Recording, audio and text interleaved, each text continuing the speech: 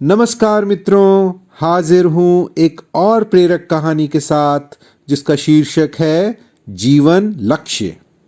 किसी गांव में एक वरिष्ठ अध्यापक रहते थे। सभी गांव वाले उनका बहुत मान करते थे। किसी के भी परिवार में कोई समस्या आती या किसी को भी किसी बात पर राय लेनी होती तो अक्सर उनके पास जाते। मगर उनका पुत्र बहुत आलसी था और ज़्यादातर अपना समय सोकर या फिर अपने आवारा दोस्तों के साथ बर्बाद करता। किसी की भी डांट या राय का असर उस पर नहीं होता। कई साल बीत गए और उसमें कोई बदलाव नहीं आया। उसके अध्यापक पिता अब काफ़ी बूढ़े हो चले थे और उन्हें अपने पुत्र के भविष्य को लेकर बहुत चिंता रहती। उन्होंने सोचा अब समय आ गया है जब उन्हें अपने पुत्र को कुछ देना होगा जिससे आगे चलकर वह अपना और अपने परिवार का भविष्य में ख्याल रख सके।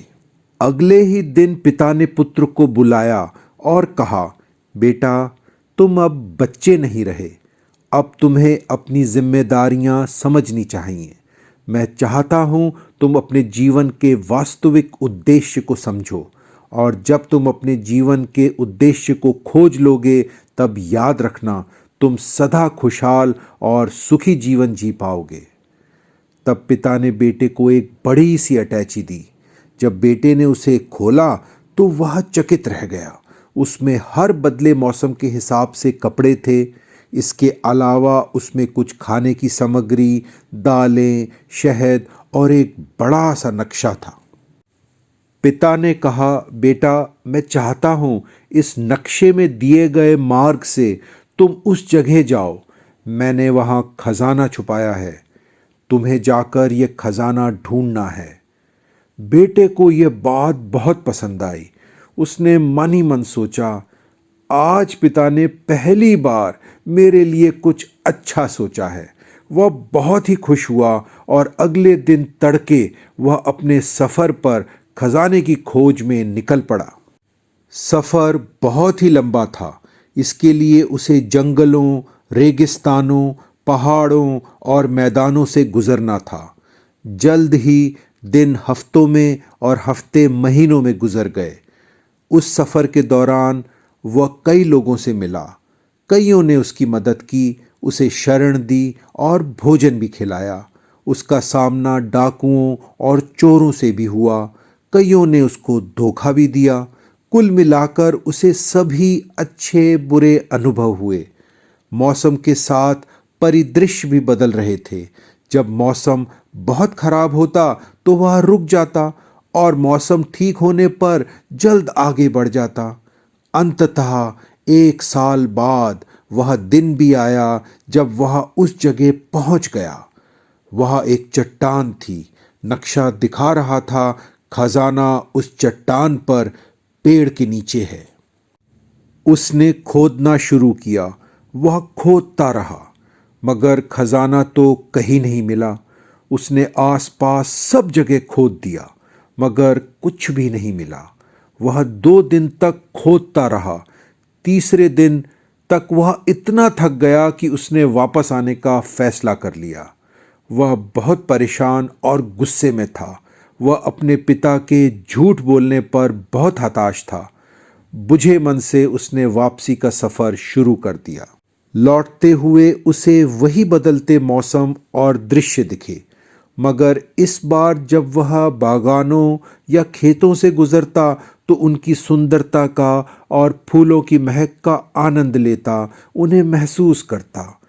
चूंकि उसके पास अब खाने का सामान खत्म हो गया तो उसने शिकार करना और कई अन्य प्रकार से भोजन की व्यवस्था करना सीख लिया।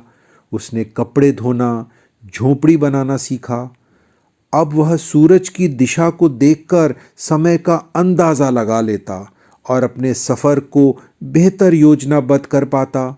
जंगली जानवरों से बचने के तरीके भी उसने सीख लिए। वह फिर उन्हीं लोगों से मिला जिन्होंने उसकी मदद की थी, मगर इस बार वह कुछ दिन और उनके साथ रहा। उन सभी लोगों की किसी न किसी प्रकार से मदद करता ताकि वह उनका परोपकार चुका सके। उसने अनुभव किया कि लोग कितने अच्छे हैं। वह एक साधारण से यात्री के मदद के लिए तैयार रहते और बदले में कोई भी अपेक्षा न रखते। जब वह वापस अपने गांव पहुंचा तो 2 साल से भी ज्यादा हो चुके थे। वह सीधा अपने घर अपने पिता के कमरे में गया। पिता ने खुशी से अपने बेटे को गले लगा लिया और कहा, बेटा, तुम्हारा सफर कैसा रहा? तुम्हें खजाना मिला?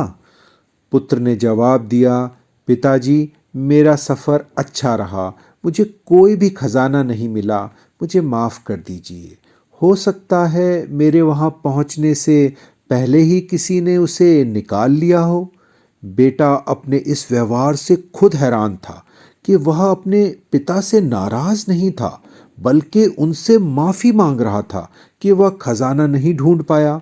पिता ने मुस्कुराते हुए कहा, बेटा, वहां सच में कोई खजाना नहीं था। पुत्र ने आश्चर्य से पूछा, तो फिर आपने मुझे वहां क्यों भेजा, जबकि आप जानते थे वहां खजाना है ही नहीं? बेटा, मैं इसका उत्तर अवश्य दूंगा, मगर तुम पहले ये बताओ कि तुमने उस सफर का आनंद लिया।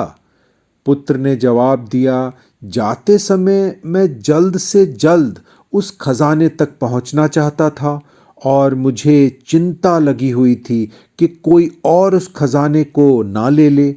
इसलिए मैं जाते हुए सफर का आनंद नहीं ले पाया। मगर लौटते समय मुझे कोई जल्दी या किसी बात की फिक्र नहीं थी। मैंने सफर का भरपूर आनंद लिया। उन मनमोहक दृश्यों का, फूलों की महक का। मैंने प्रकृति के कई चमत्कार देखे। मैंने कई कौशल सीखे और जीवित रहने की कला भी। मैंने कई दोस्त बनाए। कई लोगों की मदद करके मुझे बहुत संतुष्टि और आनंद मिला। मुझे सचमुच बहुत कुछ सीखने को मिला और इस वजह से मैंने उस पीड़ा को भी भुला दिया कि मुझे वो खजाना नहीं मिला था। पिता की आंखें नम थीं। वह बड़े ध्यान से बेटे की बात सुन रहे थे। उन्होंने कहा, तुमने बिल्कुल सही कहा।